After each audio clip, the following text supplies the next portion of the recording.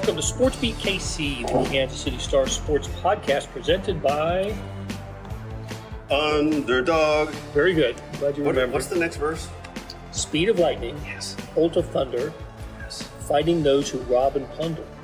I got to keep that queued up next time, and we got to play it because my singing of it may not do it justice. I don't think we have the rights to that. That was Sam McDowell and Vahe Gregorian. I'm Blair Kirchhoff, and we're going to talk Chiefs on the second to last day of training camp at Missouri Western State University in beautiful St. Joseph, Missouri. I don't know about you guys, but I'll be looking forward to putting St. Joe Mo in the rearview mirror. It's not like we haven't had a blast here, ...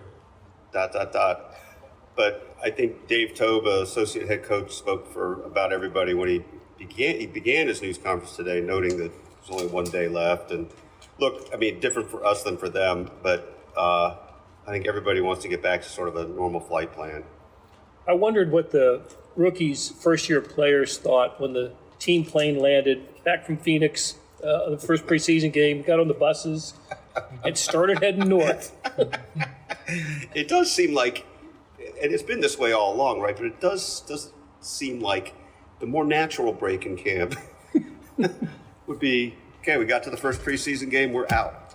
Or not at all.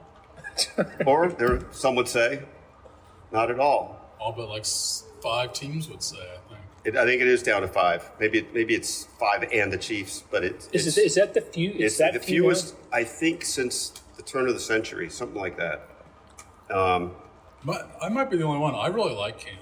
I don't like driving an hour up in the morning, but we get to see these guys in practice. Like, so much of our analysis in preseason is based on what we're seeing, not what we're being told. Our eyes get to see the practices for themselves. I think that's a great point. I do think we're all talking about the drive. I think you love the process, as they say, maybe more. But I do think it's just the back and forth that gets you. It is actually pretty fascinating access point to see the sausage being made in ways we're not going to see again once camp breaks. Well, I submit that you can have the best of both worlds here. That you can have training camp in Kansas City and have access to practice. And You could. And I think that's going to be the case if a new stadium is constructed and a new practice facility comes with it. Yeah. I agree. Seems like that's how it would go. And of course, that's a whole rabbit hole maybe we don't want to go down. It may be a while till we know that, but anything you want to say on that, Sam? No, I mean, I still think we're months, not weeks or days away from the Chiefs finalizing those decisions. But we're only a few days beyond the Chiefs' preseason opener at Arizona and a few days before preseason game number 2 at Seattle. They picked about the longest flight they could possibly have for preseason game number 2, which got me thinking, too. I guess the NFL sets the preseason schedules. I don't know. Like, why can't we travel to Chicago and Nashville every year? Right. Let's go play in the let's go cover a game in the TWA Dome or something again. Well, look, you'll be glad to get this. Will be a new stadium for you, Seattle. Maybe could have done with that. This last one. Last one. There you Oh, go. good for you. So that's big. It's scheduled for me, yeah. And I do agree on the 118 degree, Phoenix weather. I will say though that Wiley veterans Sam McDowell and myself really minimized our steps outside, and so that was big. Well, you got to in Phoenix. Yeah, no doubt. I would implore you to tour the stadium. Walk around, get there early enough. It's a cool stadium and a great setting, and Lumen Field is. We'll see. Somewhere in the bowels of the stadium, painted on a wall, is home of the world's loudest fans. So Seattle and Kansas City have got that little competition going for each. So does somebody need to paint over something there? I think so. At least paint it in red. Chiefs took it. Seattle took it back, then the Chiefs took it back. I think the Chiefs still have whatever it is, 142.7 decibels in the Guinness. 142.2, I believe. Okay. You might want to check me on this. Well, the other thing you're leaving out, Blair, is the full-service Starbucks in the Lumen Field press box. That's right. Yep. There's a cool display, too, of We're in a Starbucks right now. That's exactly right. It's St. Joe here. St. Joe Mo. There's also at that stadium a cool display of every high school helmet in the state of Washington, which I think, I don't know how you could do it at Arrowhead with 2 states and a million high schools and, between them. But anyway, it's cool. At Seattle. Yeah. Okay, let's talk about what you guys saw, what everybody saw who watched the Chiefs preseason opener. And I want to talk about certain players. I thought what we'd do is discuss the players who might be trending upward to start, and then we'll go the other way. But the first name I have written down on the trending upward is Chris Wallace. He was the KC Star Player of the Game. I saw that. And for his... Who voted on that? Well, it was a panel. Okay. It was a panel. It was me and the cat. Okay. And we were split. I thought he had a great game. Had the interception and recovered the fumble on the opening kickoff. Yeah. And he at training camp is getting a lot of playing time with the ones and has showed out at training camp. And he carried that into the game in a nice way. I don't think his position on the roster is questioned at all. I think he's on it. I think what stands out is he got the interception as a safety, even though we've seen him play primarily as a cornerback here in camp. We've seen him take some snaps as a safety, but to your point, Blair, I think his spot on the roster is secure because of his versatility. They don't have a lot of guys, even cornerbacks, who will play the nickel cornerback. We've seen Trent McDuffie go there, and then Shamari Connor I still think is a better safety than he is a cornerback. It's who else plays nickel corner for him? Well, it's Chris Wallace we've seen at the deepest run with the 2s, and like you said, occasionally run with the 1s. And the fact that his big 2 plays you're talking about comes on special teams, and then as a safety, and his best position is probably as a slot cornerback.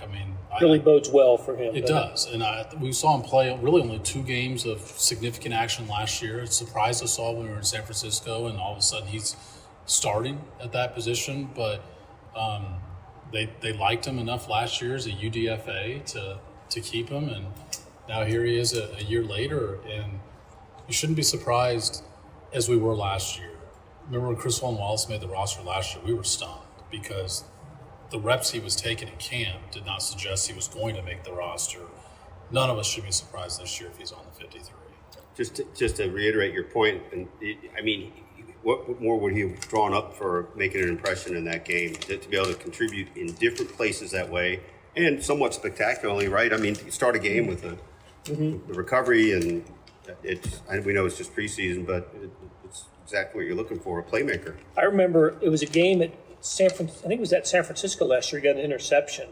Yeah. I remember having to look him up, because I just thinking, I don't know if he'd been with on the active roster until then. He was on the 53, but not on the game day roster. Yeah, game day roster, right? Who wasn't dressed an active guy. So he's flashed before. So good for him. Yeah. But continuing in the secondary, Noel Williams also nice game. Had the big hit on the punt return. And again, on both special teams and defense. But the big hit really did stand out. Was that on the 68-yard punt or 67-yard punt? 67. That the punt returner dropped. 67. Well, wait a second. I insisted it was 68, but it was 67. I do want to know, because it was presented at both distances on the broadcast. So they initially, I'll give Vahe some credit. As soon as the punt was fielded, he said a 68-yard punt. Wow. Did the math in my head. Pretty good. And then they announced it was a 68-yard punt. Official box score says 67. So he was the first one wrong about the distance of that punt. But look, he did stand out. And this was kind of interesting to me. I wonder what you guys thought of it. I did notice that defensive backs coach Dave Merritt today, he seemed pleased with how he played. It noted he had the physicality, but kind of made it a point to say he should know the defense better than he does for being a guy who's locked in at one position 100%. now. Yeah, I got the impression that Noel Williams is not ready to play cornerback in the NFL, and it's because it seems like he doesn't have the playbook all the way down. And Dave Merritt's point was, you don't need another playbook. You're playing one position. You're not also. Chris Wallace needs to know the playbook in depth. in a way that Noah Williams, it's like, guard your guy. There's some zone calls you're going to have to know, but like, I think Dave Merrick certainly gave us the impression that he had hoped Noah Williams was further along in the mental part of the game than he is right now. And so it's why, none of us are talking about Noah Williams starting, despite the fact that Jalen Watson's out right now. Najee Johnson, I think, has had a very up and down camp. Dave Merritt on Najee Johnson said that I asked him how he's doing. He says, well, he bounces back from his mistakes really well. It's like, well, he's got a lot of opportunity right now in camp to practice that. Listen, that quote flashed to us on the other side of the interview tent, because I was thinking, like, that seems to be the best thing he's saying, like that each time he gets beat, he can bounce back. He'll come right back. Let's hold that thought, because I've got another list of players who are trending in the opposite direction. Whoops, sorry. Didn't mean to jump the gun. No, that's all right. Another player who made a pretty early impact, Jason Brownlee, wide receiver. What a catch. I mean, that was terrific. Not only a great catch, but we're talking about the touchdown, of course. The pass from Patrick Mahomes, 1-yard touchdown on the back shoulder, the type of play we just don't see the Chiefs on this roster. Like we don't see him run it. What stood out to me and what I ended up writing about after the game was just that Patrick Mahomes threw that pass, because he doesn't throw back shoulder passes. The main player that Patrick has told us throughout the years that he emulated as a kid was not Tom Brady. It was Aaron Rodgers. He liked the way he played the game.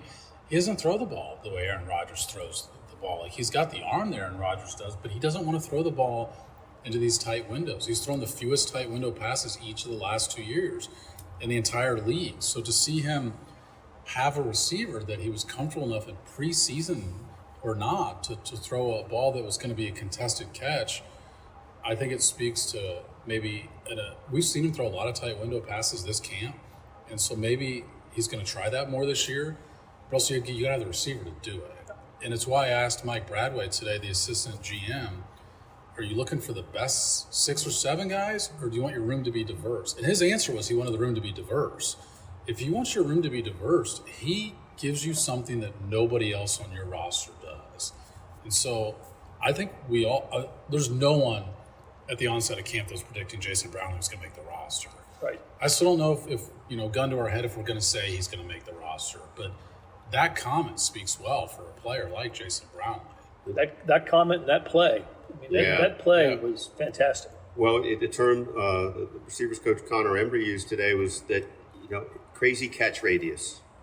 And that's what it was. And Sam had alluded to watching Brownlee even in his things to watch before the game. And you can't come out of there not thinking that he's a different dimension for them.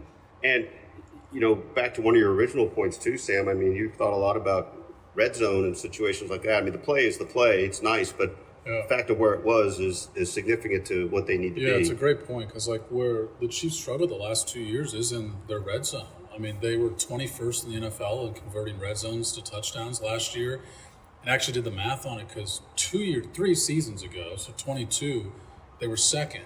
And if they converted their red zone opportunities at that rate when they were second, which was like 71% as opposed to the 53% last year, they would have been 6th in the league in scoring. This is a massive difference when you're able to convert in the red zone.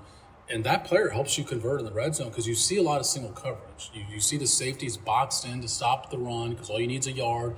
If you've got Kareem Hunt, those safeties are going to have to stay in the box, and then you could potentially throw one-on-one situations.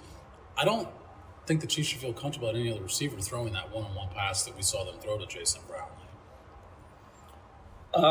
I really liked the way Robert Tonyan played and throughout camp, and then you should speak to him, Blair, because I've missed a couple days at camp. Vahe's about the same. You haven't missed a day up here.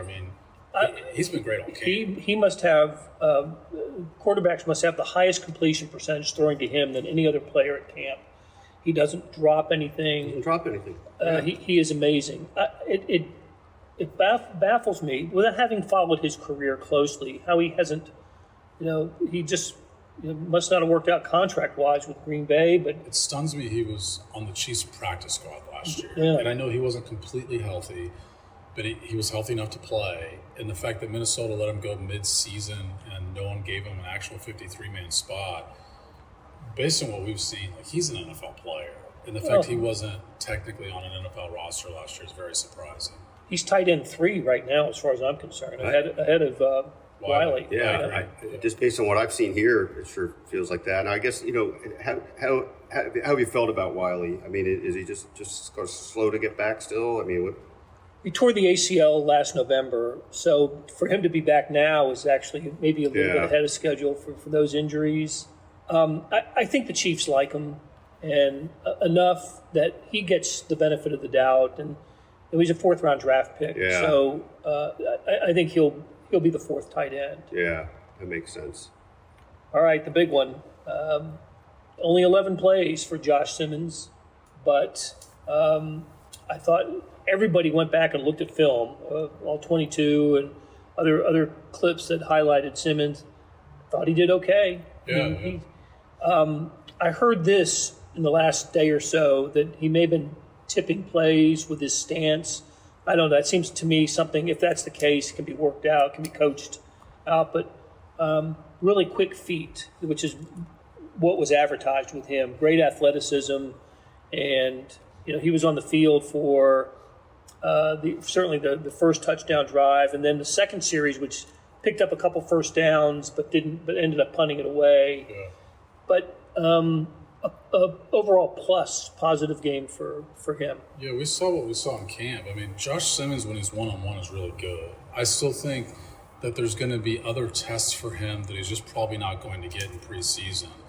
A primary one could be being what happens when you get blitzed, what happens when the defensive line runs twists or stunts. That's stuff that other teams, Steve Spagnuolo runs a complex defense. He sees some different stuff, but different coordinators, different defensive linemen have different ways of implementing those things. And so I think the first month of the season is still going to be a unique test for him, but there's no way the Chiefs could have expected he'd be where he is right now heading in when they drafted him. They were really high on him when they drafted him.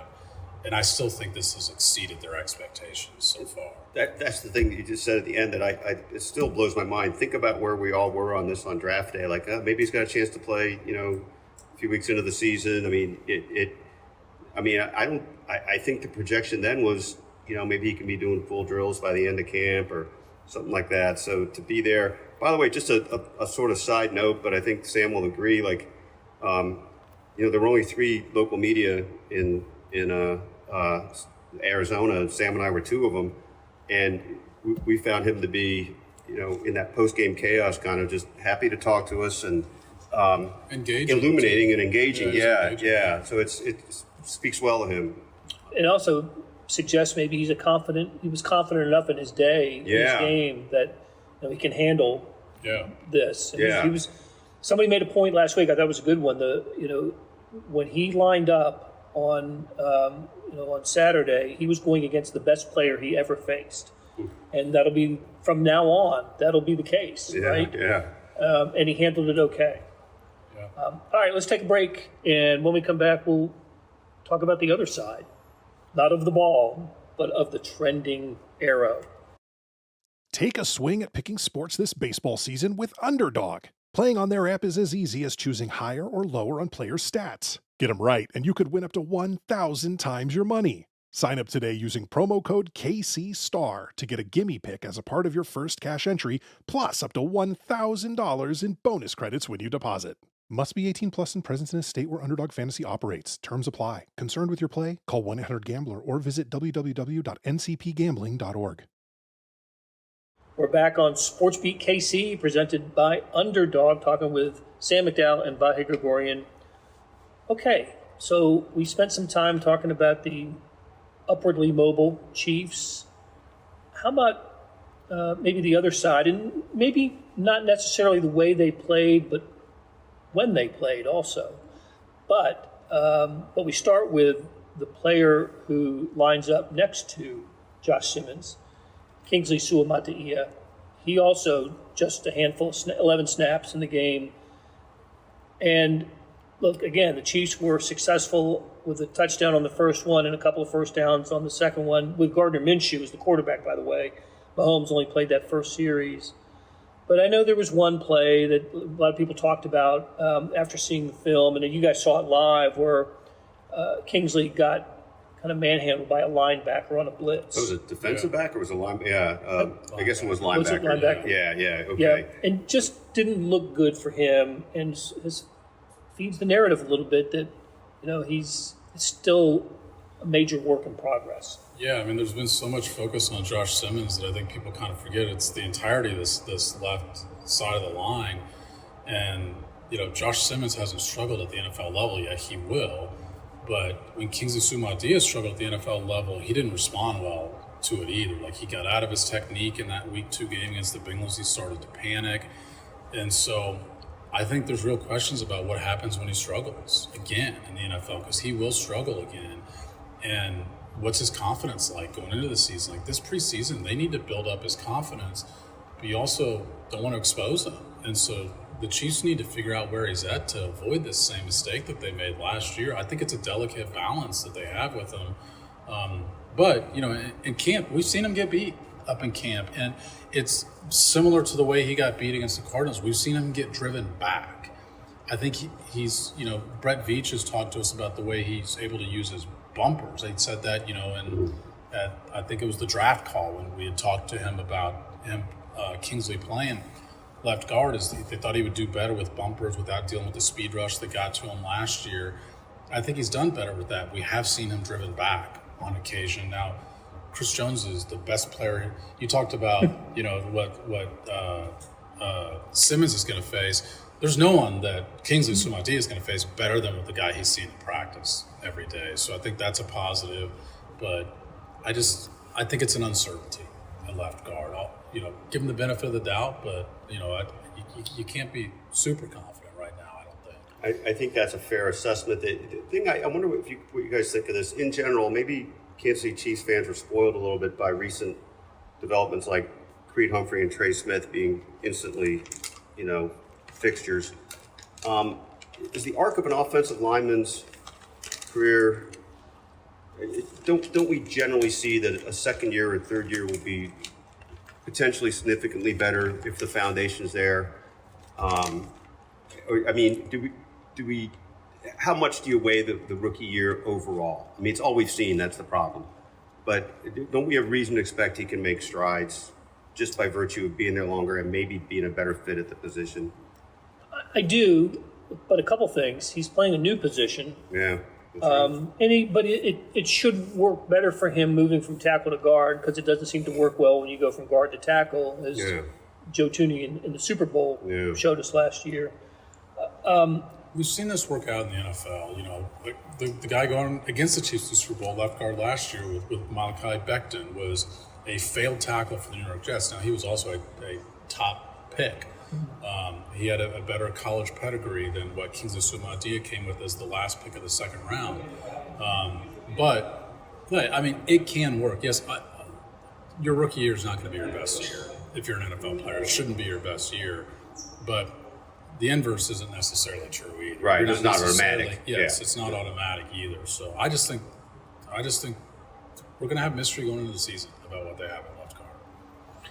The Chiefs really want this to work out. Yeah. They really want this to work. Yeah. And the point is, they can't put all their eggs in that basket the way they did a year ago. They played Kingsley Su'Muadiyah sparingly at left tackle and just assumed that plan was going to work. And then that just started this turnstile all season long because he wasn't ready. I do think they're better prepared for him if he does fail than they were a year ago. I agree. They've got Caliendo, who played there last year, but they've liked what they've seen from Hunter Norzad too, who's in like Kingsley, his draft class from a year ago. And we've seen Jalen Moore lined up there here at St. Joe. Right. Yeah. So here's one other question for you guys: if the Chiefs are like us and are left wondering a little bit about Kingsley, why oughtn't they to play him an extra series last week and even coming up? Like, more reps, more sense of where he really is.